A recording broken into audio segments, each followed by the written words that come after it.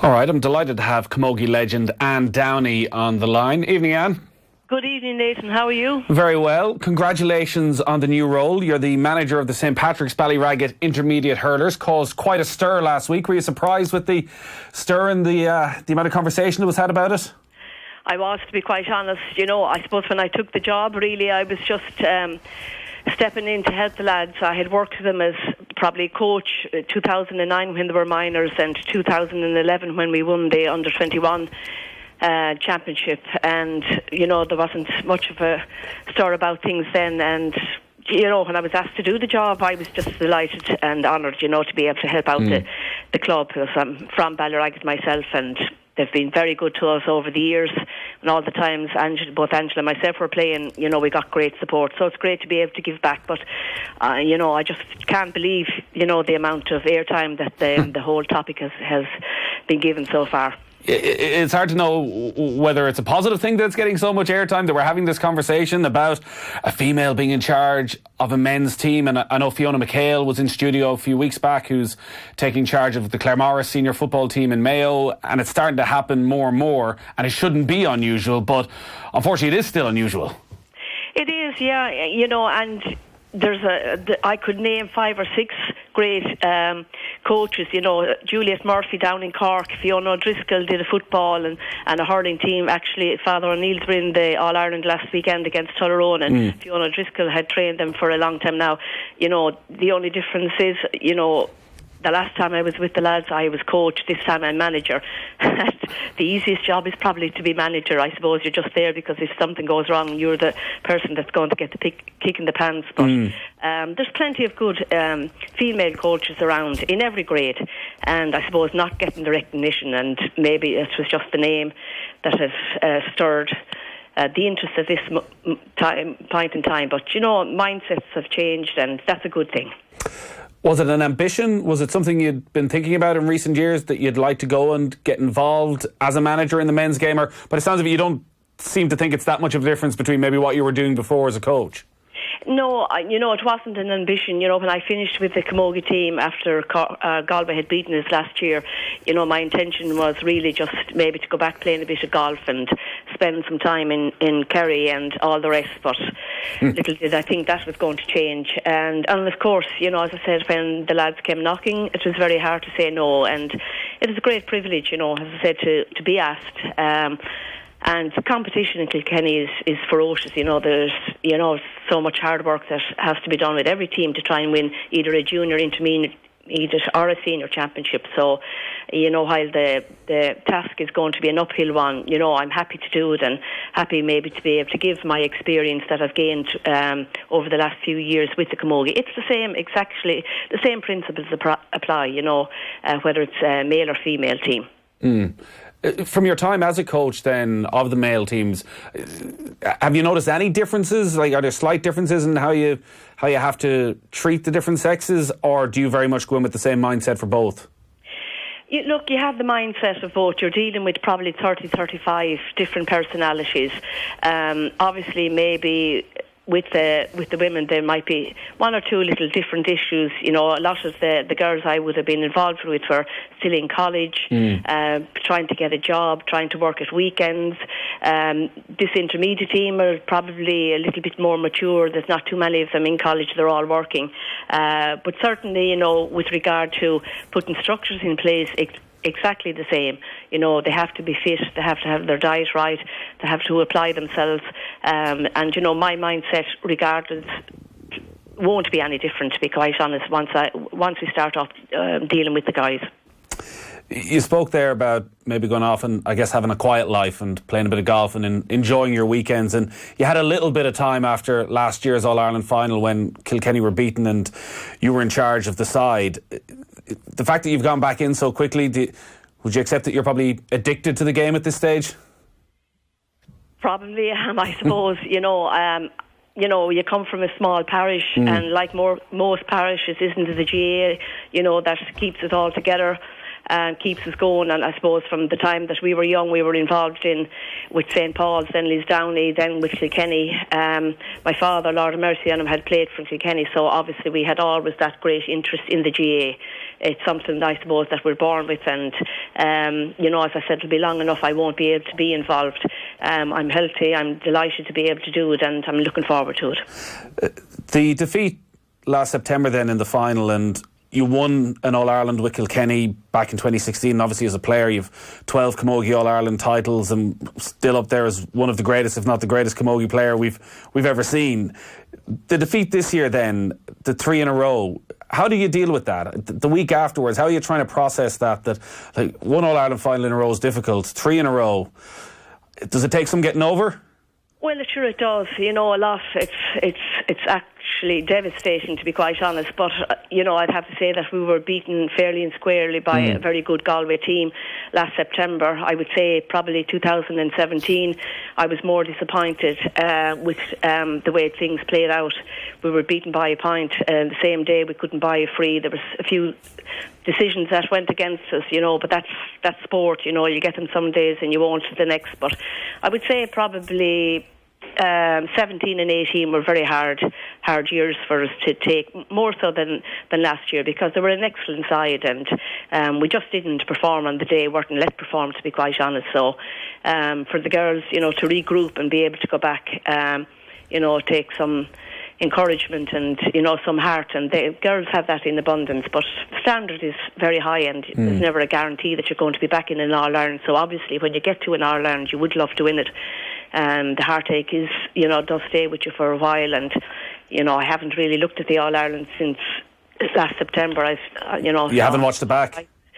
Haven't watched it back yet. Thought I might maybe over Christmas, but I didn't want it to Christmas. I was going to say, you want to be in a good move over the Christmas. It's maybe not Christmas night viewing with the family. Exactly, but it's a hard place to be, Croke Park. I mean, it's when you lose, it's just devastating. You obviously got Kilkenny to a very high level, that you're thereabouts every single year. Why step away?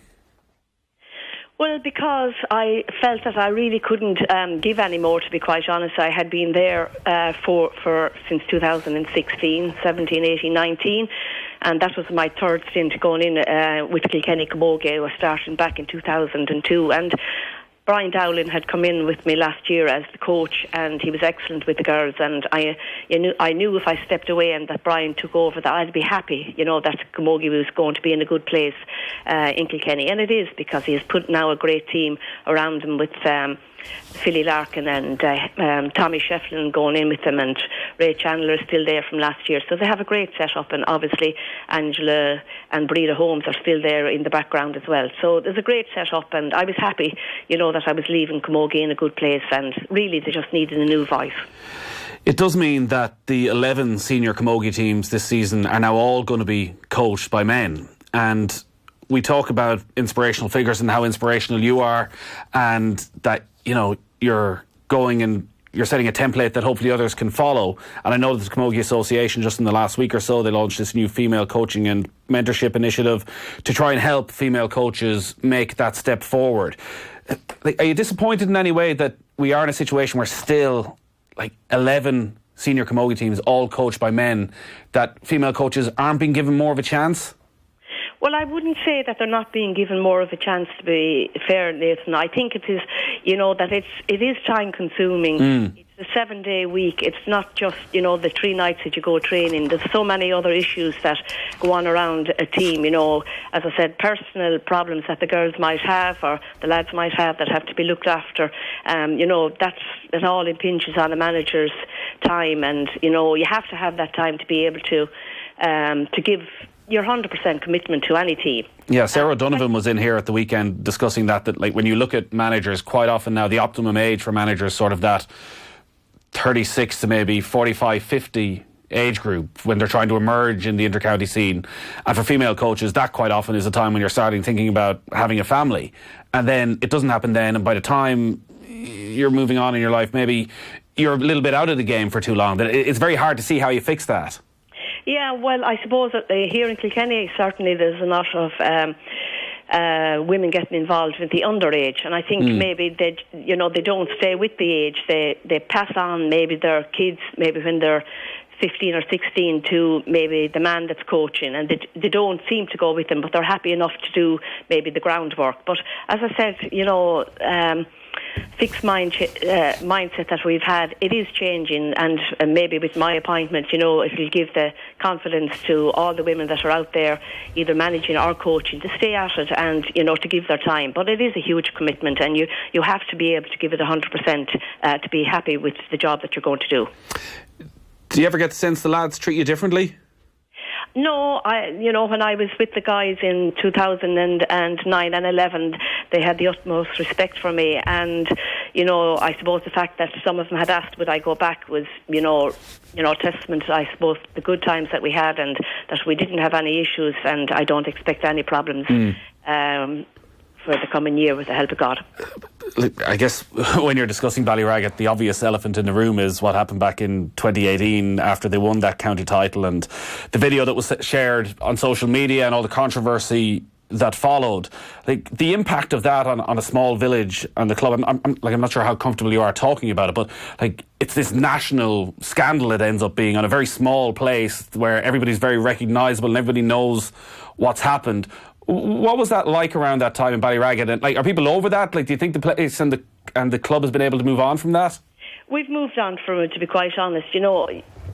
Everyone makes a mistake. There isn't a person in the country that hasn't made a mistake. And I suppose the lads recognise that it was something that shouldn't have happened. But we've moved on, and hopefully, going forward, we'll put Ballyragget back on the map for all the right reasons. Is it something, as a manager now, you would talk to that group about how they have to act to represent Ballyragget? As I said, I've never had any issues with the lads, and I suppose I'll be setting down my own ground rules, and I'm sure that the managers that were there last year and even in 2018 have already dealt with that, so we won't be going back over. We're looking forward to the year, looking forward to getting back on the pitch, getting back into the gym and doing some hard training, and the championship draws have only been made on Monday night, so we're looking forward to our first game, and that's our total focus at the moment, and that's going to be in April.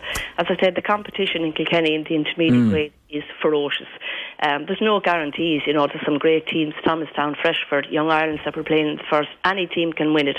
I mean, my job is hopefully, to get the lads fit and strong, working with Nigel Skane, who has come in with me, and Nathan Cullerton, and getting the lads up to speed and get enjoyment and letting them, enjoy their game and, bring maybe a new pep in their step. Yeah, the level of talent in the club game in Kilkenny is remarkable, and obviously focusing on it more this week when there's a clean sweep of the club titles, with Connahy Shamrocks winning the junior title, Tullerone winning the intermediate, and Ballyhale Shamrocks yet again winning the senior crown. I know Ballyragget, because of that 2018 success, went up to senior last year, find themselves being relegated. It does seem as though when the players get back in from the county setup that the standard is as good, if not better, than you'd find anywhere in the country. Yeah, the standard, there isn't really an awful lot of difference between the junior, intermediate and the senior. And, while Ballyragget might have been a senior club last year, there's no guarantees that they're going to automatically go up. You can be sure that there'll be, a club there that we haven't been speaking about for the last year or two that, will raise their head, and they could be the team that will go up. But, and again, with a club, our small club like ourselves, we need to have everyone. We need, to be free of injury. We have two county players on the panel last year, Kevin Kelly and Stevie Staunton, and both of them were injured probably for the end of the championship last year. So every club, will need their full quota of players, and hopefully that everyone is fit and well, and the same with ourselves in Ballyragget. We hope that everyone will be available to us, because we will have to have that to be able to compete. In terms of how you set the team up then, in comparison to what you would have done with the Kilkenny Camogie side, Hurling and Camogie are in some ways two very different games. We've discussed this time and time again on the show whenever we talk about Camogie, and the lack of contact that is allowed, the tackle, you touch on some of those All-Ireland finals that have ended up in a shambles because of the amount of frees that have been given, and in many ways it's ruined the game. Now I know there's plans to change that and trial a slight change to that over the upcoming league. Because the tackle rule is very different in hurling to Camogie, does that change the way you approach the game in any way? It doesn't really, and I suppose, as I said, Nigel Skame will be the coaching the lads, and we'll sit down and discuss, I suppose, what way we want to play. With regard to the training of the Camogie team, it was always quite physical when we were training. We didn't really see it any difference between the two games, to be quite honest. The difference came into the game when you got a referee that would referee the game differently in a league than he would in the championship or in a semi-final, or certainly when you get to an All-Ireland when everything is blown up.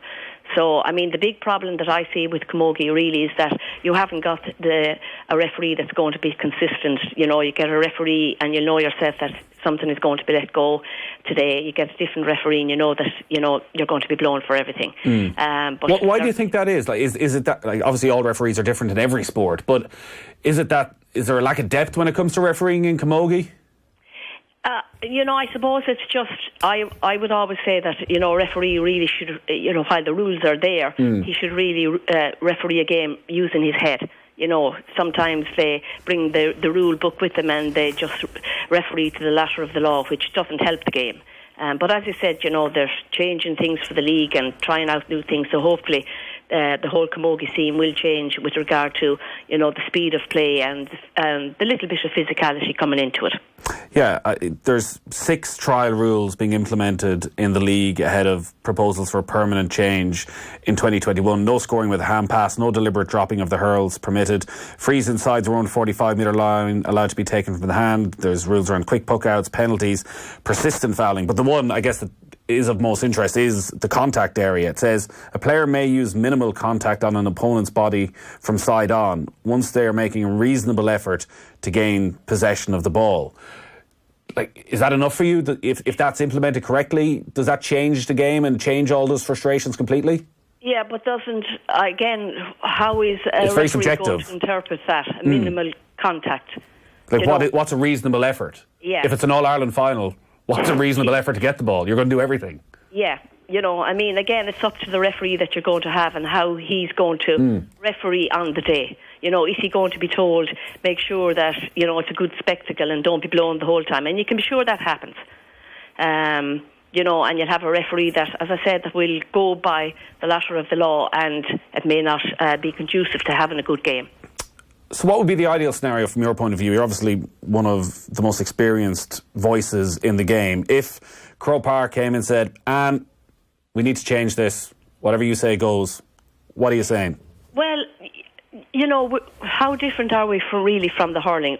I wouldn't like to see the shoulder to shoulder being so physical, that someone gets injured. That is the only thing that I would, say different from the hurling. But other than that, it's exactly the same skills. You have to be able to strike, you have to be able to pull on the ball, you have to be able to eye contact, the whole lot. All your stick work has to be spot on. There isn't any difference between hurling and camogie, in my eyes, to be quite honest. And any time that we trained the girls for All-Ireland semi-finals league through the championship, we would always go out with an intensity and, trying to win the ball with a lot of physicality involved. And how different is that from a hurling game? Yeah, it'll be interesting to see how this plays out over the next few months. Thanks a million for taking the call. Are you back in training already? You're going to give it a few weeks? We have plenty of time. I think we'll just give the lads another few weeks off, and then we'll hit the ground running sometime in February, all going well, with the help of God. All right, great stuff. Ann Downey, Trailblazer, as always. Great stuff. Thanks for taking the call. OK, Nathan. Thanks a million.